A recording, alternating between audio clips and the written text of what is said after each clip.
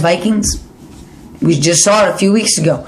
Week 16, the New York Giants played the Minnesota Vikings, and the Minnesota Vikings won on a 61-yard field goal. Now that's the thing with Minnesota. If a team goes up against them and stays up against them, it is very hard for them to come back. But if you're going to keep the game close with Minnesota, you best believe they're going to beat you. Minnesota is good at winning close games. They have won 3 of their last 4, 5 of their last 7. And they're looking to stay hot with this offense. Don't forget, Giants fans, I said you're going to try to shut down Justin Jefferson. But you couldn't do that in Week 16. He had 12 catches for 133 yards and a touchdown. You can't have that again. There's no way you win the game if Justin Jefferson has those numbers again. But the Giants, you have lost 2 of your last 3. You have lost 3 of your last 5. You are slowing down at the worst possible time, and the Vikings are heating up at the best possible time. These are 2 teams going in different directions. The Giants going down, the Vikings going up. The Giants kept it close last week against the Eagles. But if you do that against the Vikings, you're not going to win, just like you didn't win last week. Kirk Cousins, 5 straight games with 200-plus yards. He has 11 touchdowns in those 5-game span. Kirk Cousins is hot.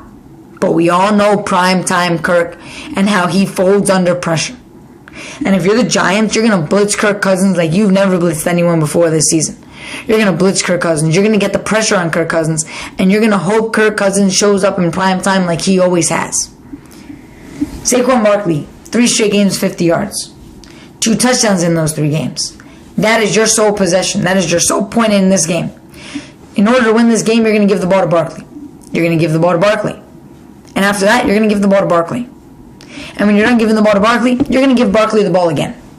And again and again and again.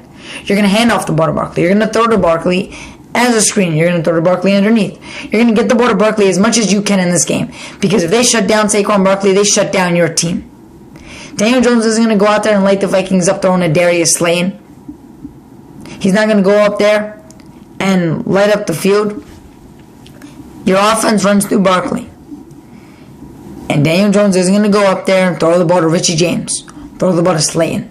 Throw the ball to Hodgins. That's not how you're winning this game. Because if they shut down Barkley, you have no chance of winning this game. You are the 6th seed. You are the underdog. You are going into Minnesota. Now as to the Vikings. As I just mentioned, if you want to win this game, you shut down Saquon Barkley.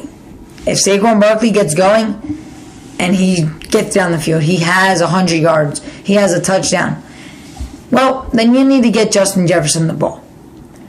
The Giants' offense is struggling at receiver. As I said, they've lost 2 of their last 3 games. This is a team that runs through their running back. Stop Saquon Barkley and you stop the Giants. For the Vikings to win this game, they need to get the ball to Justin Jefferson like they did in their past game. We saw what happened last time they played the Giants. Justin Jefferson had 12 catches for 133 yards and a touchdown. That was, 3 weeks ago now? So Minnesota, I'm not saying Justin Jefferson needs 133 yards, but it would sure help if he has it. Now, don't forget about Adam Thielen. Adam Thielen had a touchdown last week, but he has been quiet all season long. And I love Adam Thielen. And he's quietly been part of the offense. Now, they got a new tight end in TJ Hawkinson. KJ Osborne lit up the field last week. Don't know where that came from. But if the Minnesota Vikings can throw the ball on this New York Giants defense, which I think they will be able to, it's going to help them win this game. The Vikings need to A, shut down Barkley, and B, throw the ball like they did in Week 16. But be careful, because that Giants defense is pretty damn good. Kayvon Thibodeau, Dexter Lawrence, that team and that front 7 is pretty dang good. That front 7 gave trouble to the Eagles last week. That defense kind of shut down the Eagles' offense. And the offense with Davis Webb put up numbers on the Eagles. A game that I thought was going to be a blowout turned out to be a 1-possession game. So Minnesota, be careful, because I know you guys like to win close games. But if you keep this game really close with the Giants, I don't know if you win like you did in Week 16. You got lucky. You snuck by the Giants in a game you should have lost.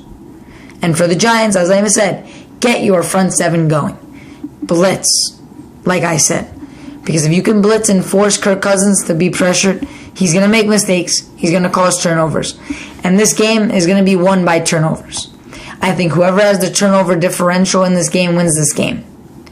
Let me know who you got in the comments. As I said, my predictions will come out on Friday. But this game, I'm going to be going back and forth on this game all week long. This is the one game where I'm not so sure and I'm not so confident in my picks like I am with the other teams. I know it's early in the week, but I'm confident in mostly every game except for this Giant game. But this is going to be the closest game all week long. Now next we have another division game. This seems to be a thread. The Ravens and the Bengals. Does that sound familiar? Yeah, because it is. They just played last week. The Bengals steamrolled over the Ravens. Wow. It was crazy. Well, 27-26. Not a great showing, but the Bengals got it done when they needed to. And in this game, it's going to be a tough one if the Ravens don't have Lamar out there. But don't take the Ravens for granted because they're going to be mad after last week. Who Dey Nation. Raven Flock. Battle number 3. Do you want to go to the next round? Of course you do. But can you? Against your